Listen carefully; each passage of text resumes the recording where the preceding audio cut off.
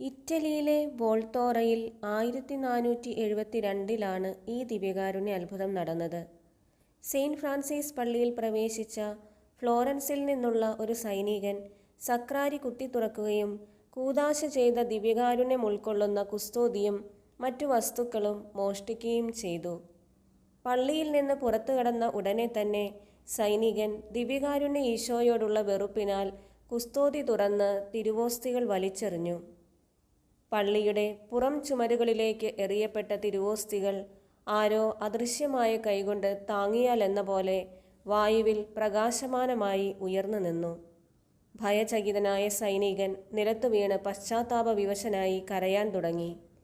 ഈ അത്ഭുതം വളരെ പേർ നേരിൽ കണ്ടു നിൽക്കുകയായിരുന്നു. കുറേ നേരം തിരുവോസ്തി വായുവിൽ ഉയർന്നു നിന്ന് പ്രകാശിച്ച ശേഷം തിരികെ കുസ്തോദിയിൽ വന്നു നിറഞ്ഞു. നമുക്ക് പ്രാർത്ഥിക്കാം.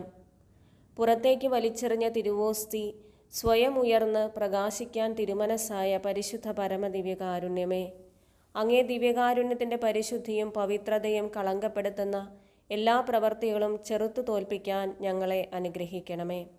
പരിശുദ്ധ പരമ ദിവ്യകാരുണ്യത്തിന് എന്നേരവും ആരാധനയും സ്തുതിയും പുകഴ്ചയും ഉണ്ടായിരിക്കട്ടെ.